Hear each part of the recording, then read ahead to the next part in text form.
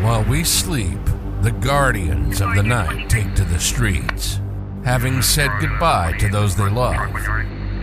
Each other knowing they may never say these words again, they face the evil that we run from. They dedicate their lives to those that would hate them because they wear the badge. They wear the badge not for the glory or recognition, but because they were born to honor the thin blue line.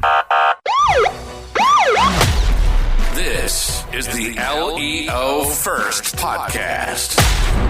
We'll talk to the men and women in law enforcement, those that have retired, and anyone who's impacted by law enforcement. We'll peel back the curtain, and you'll get the real stories. The good, the bad, and the ugly. Every law enforcement officer has a story to tell. Get ready to hear from the men and women who put their lives on the line every day for their communities and their country. Welcome to the LEO First Podcast. Now, here's your host, Michael Laidler. Hey everybody, it's Michael Laidler, your host of the LEO First Podcast, and we are coming back to you for another amazing podcast. I have a guest on here that I've been watching for about a year or so, kind of keeping up with his career, really paying attention to what he has going on. And I'm happy to have the opportunity to have him on because one of the things that several of the listeners that are on right now is he's just transitioning from being a full-time chief to working in the private sector. And I know some of the things we're going to talk about today will not just benefit people that are in retirement, but people that are looking at how to take a law enforcement career or a career in a high-stress environment and successfully go from one to the other. I've been following this guy on Facebook. He's everywhere. I've been keeping up with his LinkedIn. He is just killing the game. And I'm so impressed on how quickly he's utilizing every resource he can to make it. So today we have Jason Armstrong on the show. He's 23 years in law enforcement.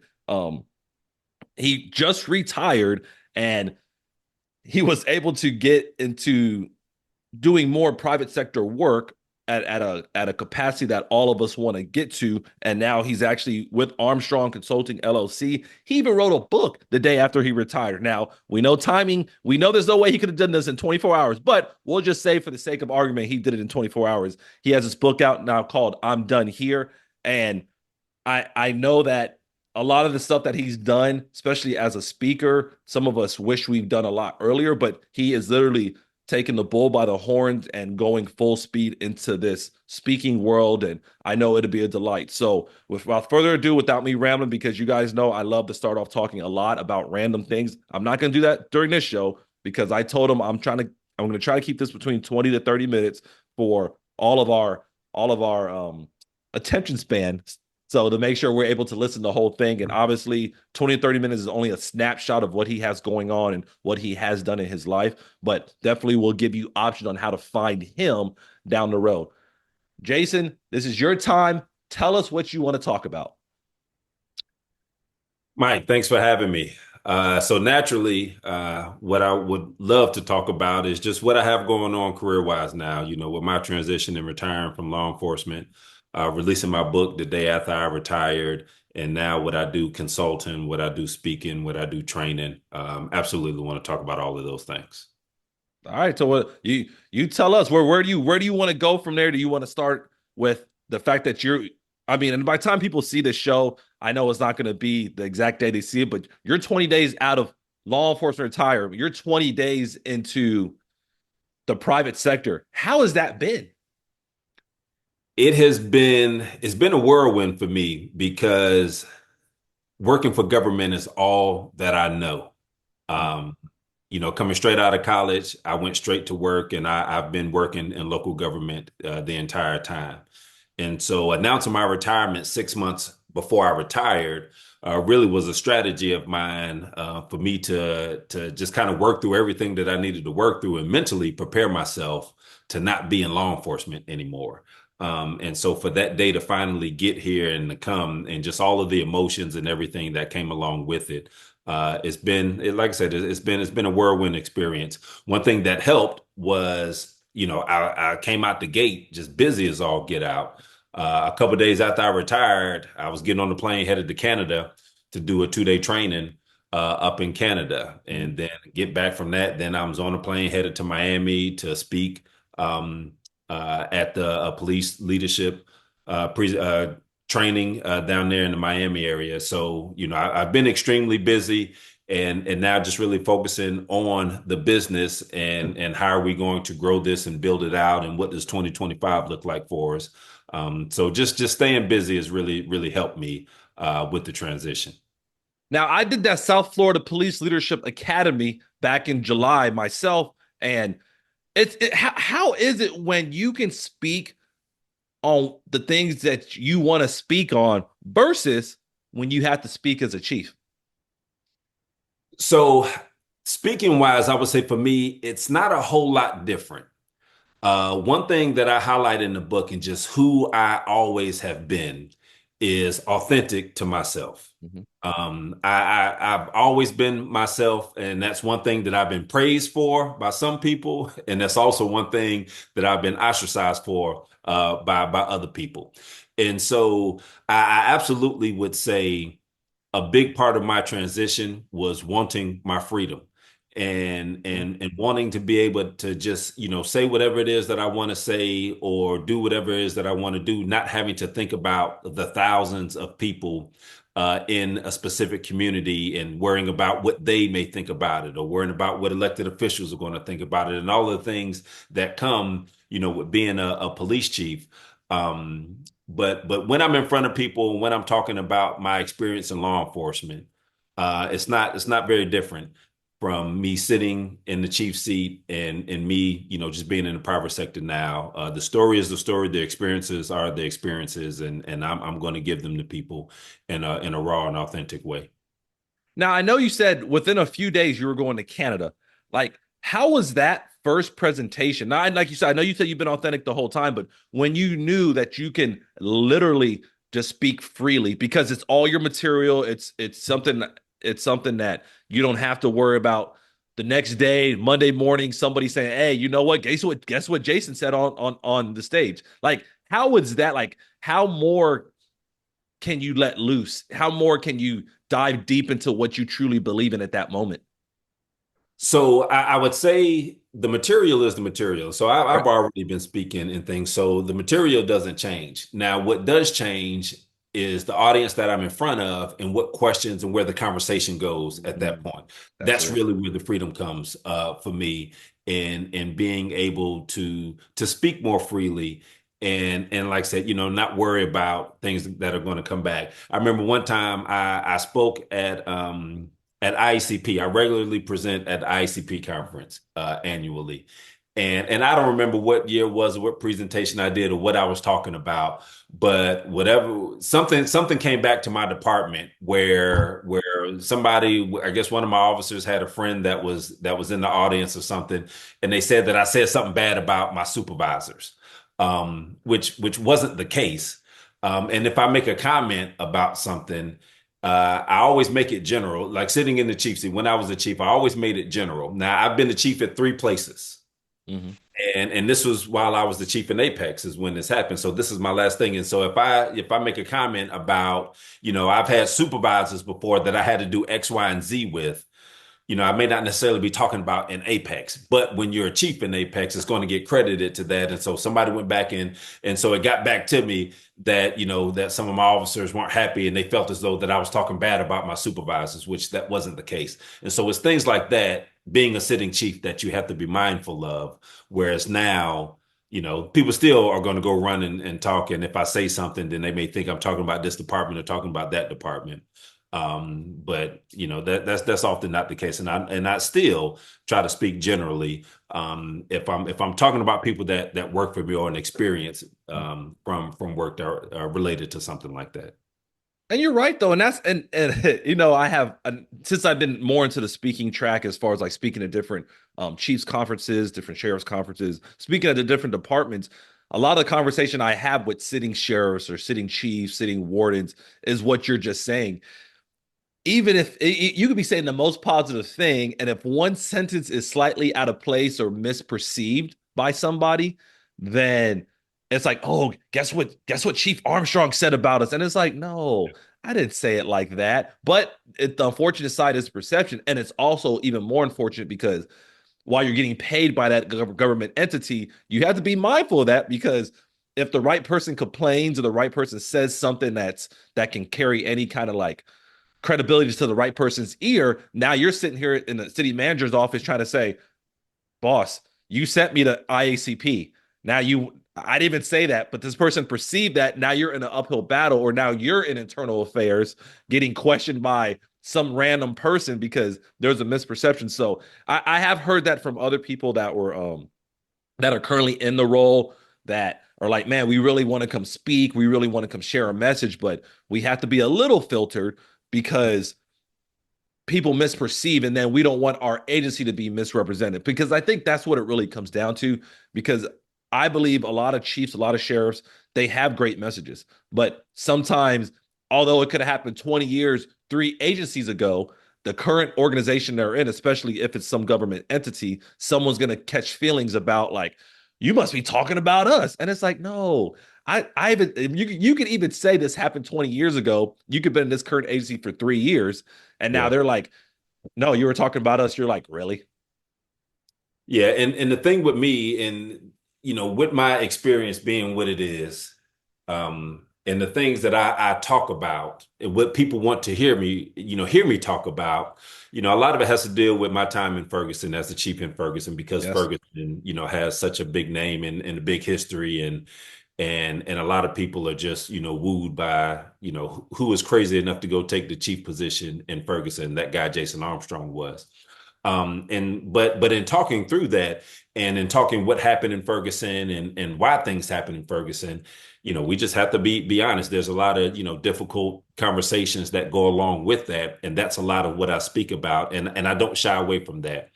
And that's something, to your point, that it's a sensitive subject at times. And that was something that I always had to be mindful of, being careful of what I said to make sure it landed how I needed to land, but then also I could explain anything that I have ever said. But Mike, I'll tell you this part, and we mentioned the book, that the book wasn't written in one day. When I started writing the book, Mm-hmm. that was a big, not motivator, but I would say a big catalyst in me recognizing that it was time for me to retire from law enforcement, because I found myself trying to write politically correct, Yes. and just really thinking through, like, all right, how my officer is going to take this if one of them picks up the book and read it. How's this person going to take it? How's that person going to take it? And that's when it really, solidified for me that it's time for me to leave and step out on my own and go do my own thing, where I don't have to worry about any of these things. And I said earlier, the freedom is, I needed the freedom to be able to write my book from my voice and not curtail anything. And that's when I made my decision to go ahead and announce my retirement. Yeah, it's so interesting how we try our best not to offend people, like, because that's never the goal. The goal is how to uplift, how to motivate, how to empower, especially from a leadership standpoint. And you have to think about that, like you said, especially as a chief. Like, and once you put a book out there, once you let the first copy go, you don't know where it's going. And then That is, you're, hey, one person could have been like, you know what? I want to buy everybody in Apex a book. And you're like, no, I can't. You're not even promoted. And next, everybody has a book. And if you wrote something that could be construed as offensive, or like you said, like when you spoke at IACP, where people are like, hey, he must be talking about me. Then now you're sitting here once again battling morale and everything else. You're not trying to do that, but it's just a natural thing. So yeah, I know that's tough. So since we're on your book, and I was going to get to that in a moment, and when you said, I said, yes, now we can talk about I'm done here. What was the motivating factor to writing a book? the big thing, I would say, is, so it was always in my plan to transition over into speaking once I got done in law enforcement. And, I'm one of those people that, like, I seek out people that are doing what I intend to do, or what I'm trying to do, or what have you. And so the more that I talk to speakers, and so going to all the conferences that I would go to as a chief, and the keynote, so I would stop and I would talk to them, and I would just ask them questions about the speaking game, and how all of this works. And one thing everybody kept coming back to is, man, you need to get a book out there. They was like, man, you need to get a book out, and having a book gives you credibility and people look at it differently and all those things. So it really was just advice that I kept getting from people. So that was one side of the house. The other side of the house was, you know, during my time in Ferguson, especially after I left Ferguson, and when I would speak to different audiences or what have you, people regularly came to me and asked, "When is your book coming out?" Because the Ferguson experience was so unique. Even though it's Ferguson, everybody knows Ferguson. My time in Ferguson was really unique because of what was going on, and I was the chief there when George Floyd was killed, Mm. and so while Ferguson had all of the unrest and rioting in 2014 after the Mike Brown incident, then they were going through having to navigate federal oversight. I had both at the same time. I had the same level of rioting and civil unrest after George Floyd was killed, but I had to navigate that with the DOJ looking down on me because we were under a consent decree and under oversight. So, so just a really unique experience and environment to be in. And so people regularly ask, when you're going to put a book out, when you're going to put a book out. So those two worlds, finally collided. And I had an executive coach last year when I was going through a program, and he wouldn't let me make any more excuses for not doing it. I'm like, man, I'm a chief. Like, I don't have time. I don't have time to write a book. I don't have time for this. I don't have time for that. And he just kept throwing advice at me in ways that I can navigate it to get it done. And he stopped, letting me make excuses for it. And so finally, got locked in with somebody that could help me do it how I needed to do it. And we were able to get it done. So when you finish your final manuscript and you said, man, I'm ready for this to publish, how did that feel? It was scary as hell. Yeah. Yeah, man, it's scary as hell because to the point that you just made, like I speak from my experiences and how I was impacted by those experiences. And so while I don't name people in the book, if you were a part of my world, a part of my life, or worked in the agency that I'm talking about at that time, like who I'm talking about in different things. And so really trying to find the right words to convey what that experience was for me and the impact that it had on me, whether it was positive or negative, and the people that played a part in that, trying to explain all of that where the reader feels it.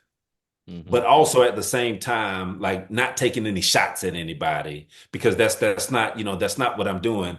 And I really tried to balance it out where, I'm explaining, this is what I contributed in this space. This is what the other person contributed in this space. I understand some of their outlook on it and different things. Here's how I was impacted. This was the motivation for me. This was my thought process in it. And, these are that's just how I'm internalizing, whatever this experience was, and not trying to, like I said, to come off as if I'm taking shots at anybody or anything like that. And so man, that's a tough balancing act, a very tough balancing act. And so that's why it's so terrifying, because when you do it, it's like, did this land how I wanted it to land? Like, is the reader going to have the takeaway to where they just get how I was impacted by this experience, and not, oh, that's a bad person right there because they did X, Y, and Z. So yeah, man, it's terrifying because you're never 100% satisfied with it. And you get to a point where it's like, okay, like I have to let this go. Like I can't keep tweaking every single word and every sentence, to the nth degree. Is you got to get to a place where you're comfortable with it. And for me, it's always, can I explain things to people? And so if somebody was to call me and like, Jason, I didn't like, yeah, you don't say my name, but I know we had this interaction and this experience. And I got a problem with how you talked about it in the book, where, I'm not worried about getting that phone call, because I can walk through and I can explain anything that I need to explain to anybody. From author to author, I will tell you, every author I've talked to, that first book is always the hardest, because we believe we have to get everything that we've experienced in our 30, 40, 50 years or 20 years in one book. But then once you start looking around and you start looking at other authors, you're like, wait, this author has two, three. John Maxwell has 100 books. So Yeah. it's like, why do I need to do it? But you're right. Even for me, that when I hit that final submit button and it had an official date to launch and be published, I was like, oh, I missed this, or you know what, I should have added that. And then I was like, you know what, I can just write another book. Like I don't have to say, I don't have to keep tweaking. And I have found people who have told me they've been working on a book for years. I'm like, what's taking you so long? They say, well, I don't think I have everything I need in there. I'm like, you're never going to have everything you need. Even Uh, when you think you have everything you need, you're going to think about one more thing. You're like, oh, I should have put that in there. yeah, exactly. And even like up to the end, like we had gone through a couple rounds editing with my editors, and then there were a couple things where I was like, I'm sorry, y'all, but I have to put this in. Like, I got these couple, and so like I snuck them in there, but then I still have a list on my phone of things that I didn't put in the book. That okay, I'll when I do my next book, I'll hit these things then. You know, and like I said, in the pre-call in the green room before we started, I told you, I mean, I'm a student of John Maxwell, and as I was writing my book, and I realized how many books he had written before that, it had hit me about how he wrote a book called Developing the Leader Within You. He wrote that and I might be off on the years, maybe 25 years ago, give or take. Hmm. About 5 years ago, he wrote Developing the Leader Within You 2.0. So, Hmm. what needless to say, it's essentially the same concept, but he just added to what he already had built. So, once again, as I thought about publishing another book or more books, I had to keep that in mind. Like, you know what? Even if I think I missed something, even if I have notes written on my phone or my whiteboard, I could just add it to the next book. Or I could wait a few years and add some more concepts overall and just develop. Because as we know, even on the speaking world, the fact that like I told you, I've really been hitting the ground pretty hard the last 3 years. There's things that I have learned and now things I can even input that's different than what I knew back in 22 when I did publish my book that I can incorporate when it comes to personalities, events, experiences, like knowledge gain, wisdom. But if once again, if I would have just waited, let's say I waited till this year to write it, then I'm sure I would have forgot things to put in. I would have been right back in the same circle. So Oh, the fact that absolutely. you have notes on your phone and places that you can write more, Jason, trust me, people are publishing. I've seen some authors publish a book twice a year. Like that's Yeah. just what they do. So I think you're on the right track for any right track and any chief or sheriff that are thinking about writing a book. You could always have your manuscript on standby. And then when you're ready to push it out, just do it. But don't if you are in a position where you can push out a book now, I do recommend anybody that's kind of thinking about it or they want to get their message out, just do it. Just write it, get your editors, get your proofreaders, get it formatted for ebook, get it formatted for paperback, hard copy, audio, and just get it out there because you never know that there might be one paragraph in there that might change somebody's life. And the fact that you held on to that book thinking that, oh, it had to be perfect, you missed that opportunity. So I recommend what you did, Jason. Get that book out there. And worst case scenario, there's something you want to change down the line because and you never know who is going to offend or who it's not going or Oh, who yeah. is going to improve. Like it's just you just got to get out there. And if you have the best intentions, it will always improve more people than it will harm. Absolutely. And I have zero doubt that that's what my book is going to do for people. Yeah, and it's only been out for, like I said, this is we're November 20th. It's only been out for 20 days, so I'm sure it's already impacted. Like I said, I saw it when you posted on social media. So actually, I need to get my copy, and we'll talk about that in a few minutes on how to do all that. But as you've navigated 23 years of law enforcement, one thing I always like to bring up, especially if I can remember to do it, is family life. How has some of these big moves impacted family, whether it's children, spouse, parents, relationships, like anything like that? Like, because I think that's the other side of law enforcement that we sometimes like not just us in the industry, but on the outside, people don't really see us as people because they're like, you know what? He's a chief. He can't have feelings. He's a chief. He can't have problems.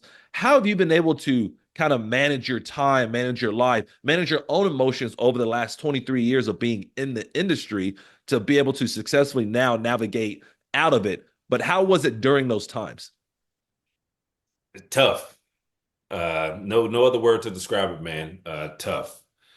Especially on my family. And I have to give them a lot of credit for, just going on this journey with me, especially when I made it to the chief seat.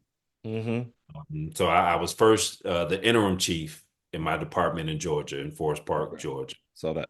And that was a rodeo experience, a roller coaster experience. And so that's when I got my first, taste of politics and just everything that comes with being a police chief. And it wasn't pretty. It wasn't pretty at all. And I remember telling my wife at one point, where I could see things going sideways. And I remember telling her, I need you thinking about how you can support me, or that you're going to need to support me, mentally and emotionally, because I know this isn't going to end well. Because I saw how things were unfolding, Yeah. and that's exactly what happened. And then you fast forward a few months, and now I've been offered the chief job in Ferguson, Missouri, of all places. And just, how agonizing and grueling it was to just make that decision on, was I going to take this job, and as a family, were we going to do this? And just looking at all the pros and cons that came with us doing that, and what it was going to do to the family and everything. And so I mean, I admit, and I speak about this in the book, where, my luckily I have the family that I have, and they supported me. Man, they supported me at every turn. And they took on the sacrifices that they knew that they were going to have to make, and a lot of it was sacrificing me, to a large extent, because they knew that I wasn't going to be there how the average, dad husband is going to be there, with me taking on a position that was as in intense as the police chief in Ferguson. And that's also something that contributed to, me making the decision to retire early Mhm. and to transition over into this space. Just after a while, man, when you put people through things, and you see, and you hear, and luckily, I have a family that speaks their mind. And so they tell me when I'm falling short, or they tell me when I'm not the best version of myself. One story that I share in the book, that really changed, the landscape of just my outlook on what's important in life. I think my daughter was either 4 or 5 years old at the time. We're in Ferguson. I'm the chief in Ferguson, and just one day out of the blue, she asked my wife. She said, "How come Daddy's never happy when he sees us?" Wow. And so, you got that coming from a 5-year-old. And she was talking about when I come home at the end of the day from work, and that was during COVID, and so everything shut down. So they're just home all day. And so everything that I'm dealing with at work, where at that time I'm dealing with riots, Mhm. protests, pandemic that none of us had lived through, and just everything that comes with being a chief in Ferguson. Where, all right, man, my 5-year-old, she just wanted me to muster up a smile when I walk through the door, at the end of the day. And so, you experience those things, and you start to hear and learn, how you are negatively impacting your family. And hopefully that's the epiphany that you need to make some changes or do some things differently. And as a family, we have made that commitment. And then I'm not saying that I'm perfect at it, by no means. And even now, in retirement, so now I'm hustling. And so I'm always on my phone, and got things going, and so my wife still has to get on me. If I'm at the dinner table, I'm on my phone cranking out these messages, or responding to stuff, or trying to book Yeah. something, or trying to get booked in this. And like, put your phone away. It's family time right now, and stuff like that. So like I said, I got a family that keeps me in check, which is good, because we all need that. Yeah, one thing I want people to really understand of what you said, and I just did a virtual presentation a couple of days ago, and one thing that I emphasize a lot in my presentations, a lot of them based on mental wellness, leadership, how to lead people through tough times. We were taught, I don't know if you were, but I think we're in the same boat. When I first came out into law enforcement, I was always taught leave home at home and leave work at work. And that is such BS. That's such a lie. You can't really do that. That's not how the mind works. And your Yeah. daughter emphasized it when you were coming home during those times, and you were coming home grouchy, like you were. She was like, "Why can't you just smile to be?" And it's because we think like we have tried to train our brain. We try to lie to ourselves and say that a bad day can't carry to either side, and really it does. Oh But yeah. fortunately, like in your case, you had that family support that called you out on it, but some people don't realize it, or some families, they don't understand how that struggle really impacts you. So I tell people, as an individual, whether you're in a leadership role or you have the title or you're just in the industry of anything that's high stress, make sure you're finding ways to create some balance. Like you can't turn it off and on because that doesn't really work. But find ways to recognize if you are at that moment where you're at peak stress, figure out how to calm yourself down, figure out how to find 10 minutes for yourself. So you, let's say, for example, I had somebody on the podcast and I can't remember who it was. They said that whenever they had a bad day at work, they got with their spouse and said, "Hey, I just need to go to my room for 15 minutes and I just need to be by myself. I don't mean to do it, but I'll let you know. Like it's not an everyday thing, but if I had a really long day at work, let's say I saw 3 traumatic calls or 3 critical calls in one shift, I just need 15 minutes to myself and a complete de-stress moment." So for you and for people listening, it's good to understand like when you hit that moment, what do you need to do to help yourself get back in the game? Because you can't just turn it off and on. And sometimes your impacts people and you don't even know it. Oh, absolutely. And I think one of the best things for me and my family was when I read Gil Martin's book on hypervigilance. Mm-hmm. Um, Me and my wife read the book together. So we read it together, which was extremely helpful because it helped her learn why I acted how I acted, or why, when I got home, I didn't want to go anywhere and I didn't want to do anything. And it helped her learn how to counter all of those things where she wouldn't let me get away with it because she knew, now she had a better understanding of what was going on within me and how, I needed to go do these other things. While if you leave it up to me, my answer is always going to be no. I don't feel like it, or I don't want to, Right. or what have you, as opposed to, hey, we're going to do this, or we're going here, we're going there. And so it's definitely things and tools out there that can help people in our profession and industry, and also, help their families, help them get through this better than some of us have gotten through it. And as we start to close out, I want people to understand that given some of the things you've been through, whether it's your career, whether it's your family life, it's things that people can learn from. And I love the fact that you're out in the free world now, as they say, kind of promote your message and sharing like things that you've been through because I believe there's a lot of people going through a lot of stuff right now. And whether they're in law enforcement, they're out, they're family, they don't have family in it, they're going to have family in it. It's good to understand that there's people out there that have experienced parts of life. So, with that in mind, if people were looking for you, they wanted to reach out, they was like, "Hey, Jason, we want to cut a copy of your book, or we want you to come to our stage. We just want to know how you and your wife make it work." What are some ways people can reach you? So the easiest way is my website, jasonparmstrong.com. So it has just all of my information up there and some of the topics that I speak on, some of my background and experience. And you can contact me straight through the website. Has the links to my book on the website. So that's the easiest. But then also social media. Jason P. Armstrong is my handle on all social media platforms: LinkedIn, Facebook, Instagram, X. And so I'm have a heavy presence on social media, especially LinkedIn, professionally and stuff. So either through LinkedIn or through my website, that's the best place to find me to get in contact with me. Yeah, most of my viewers are based on LinkedIn and Instagram. I've done a little bit more push on Instagram over the last couple of months, but you're right. It's good to have all those resources out there. Usually, like you said, the website's the best.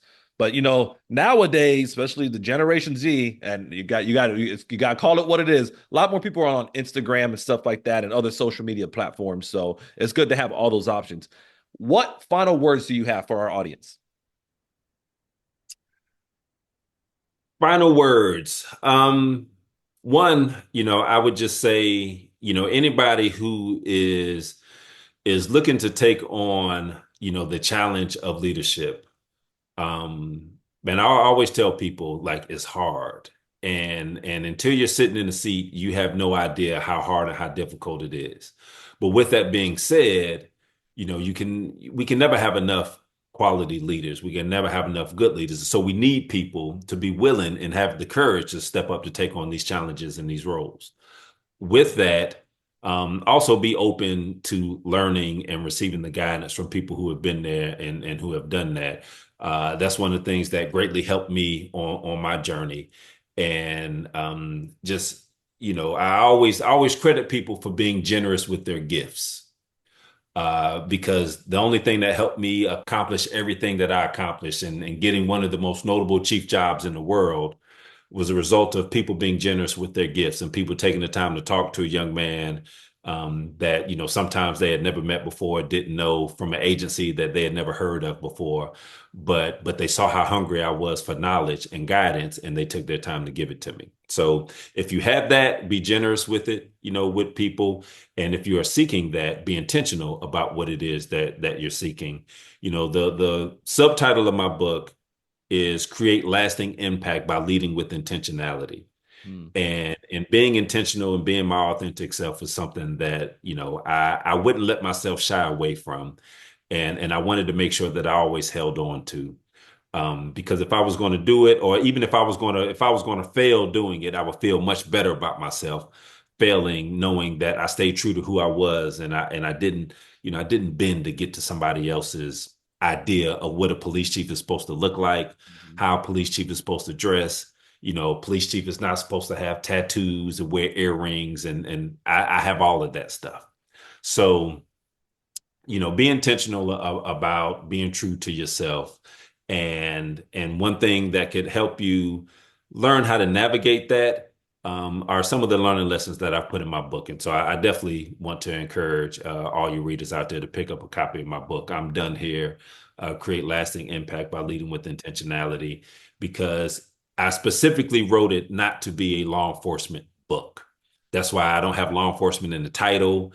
If you look at the picture that I use, I'm just in a suit. I'm not in uniform or anything like that. And I don't reference law enforcement in the title in any kind of way, because this is a leadership book. And the leadership lessons that I've had throughout my journey, anybody can learn from, anybody can benefit from. And that's what I want to do moving forward, where, law enforcement is always going to hold, a special place for me. And I'll always do work with law enforcement agencies and entities. But what I'm building, with my business, it's not just going to be for law enforcement. And I'm looking to help leaders in any profession, and anywhere in the world. And that's another thing, that we're looking to do with my company, is be more of a global company and have a global impact. Because when I talk to people around the world, I hear how much this is needed and how valuable it is when we talk about how we improve, the police department or law enforcement agencies, their standing in the community. Because that's the number one thing that I've been able to accomplish in my career, is building those bridges and building those relationships. Yeah. And it's important to know that. I mean, a lot of people actually appreciate the background that you have, because they know that if you're able to navigate leadership at the highest levels of stress and still have any kind of success, that means that you could probably do it at lower stress areas. So I highly recommend anybody that's looking at the corporate side or the private side, when they decide to transition out of the government work. People like what we do. We just got to frame it in a way that they understand it. That's all. The concepts are the same. The terminology is just different. Literally, it's crazy how a small change of wording makes people like, oh yeah, you know what? We can benefit from Jason's book, because although he's law enforcement 23 years, he still dealt with stress. He still dealt with people. He still dealt with conflict resolution. It wasn't just like, oh, you're law enforcement, you only deal with that. Especially in a law enforcement environment, you deal with everybody. You don't choose who you deal with. You literally, whoever calls, you show up. It's not like you can say, well, I only want a client that lives on 5th Street because the clients on 20th Streets are crazy. No, you have to take every single person that calls. So being able to lead in an environment like that, I think, is always a true testament of your skill set. So I agree with you completely. That's definitely something that's very notable. And I hope people do grab a copy of your book. I'm done here, because I do believe that there's never enough leadership training that people can get. And just every different perspective, you put them together, and that's how you build yourself. Because where someone may resonate with me, they may not resonate with you, and vice versa. They may resonate with you, but not with me. So just get as much information as you can, as much wisdom, and choose which works for you. But I'm happy you pushed that out there, Jason. I hope people, once again, either go to jasonparmstrong.com or go to any of his handles and get a copy of his book, or not just follow his content, because I know that he's just not going to leave it in the book. He's going to keep showing things up. Like I said, I see it on social media. I see where he's dropping nuggets weekly to try to give you all opportunities to be successful in any industry that you're in. So once again, Jason, thank you for being on the show. I hope the viewers had an opportunity to meet you a little bit, and I hope you can gain some followers on any of your platforms. Hopefully we get a couple of your books sold, and I know one day we'll see each other on this speaking journey, because it seems like you're hitting the ground running, and I just keep running. Sometimes I'm on the ground, sometimes I'm in the air. I don't know what's going on, but I know one of these days when we meet, it's going to be fire. So once again, Jason, thank you for being on. For the viewers watching, if you haven't had a chance, make sure you like, subscribe, and follow. If you really love the episode, make sure you leave a review. Make sure that you share it with somebody that may be struggling or may want some more information on how to just be a better leader within law enforcement, outside law enforcement, and with their family. Because at the end of the day, it's about being true to yourself. And I think Jason emphasized that a lot. Be your authentic self, and everything else you have coming will make its way. Everything that you want to do will come over time. Just be true to who you are, and that will allow you to succeed at any single level. So once again, guys, thank you. If you guys did anything, reach out. If not, you all have a great day, a great night, and be safe.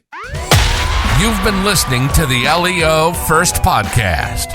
Michael has been in law enforcement since 2005. He's worked for 3 law enforcement agencies in 3 different states. He's a professional speaker who travels the country teaching about leadership development and self-awareness. And he's the author of a book called Greatness Beyond the Badge: The 3 Key Principles for Self-Awareness. It's Michael's passion to bring law enforcement members' stories to the front, so you get the real and raw take.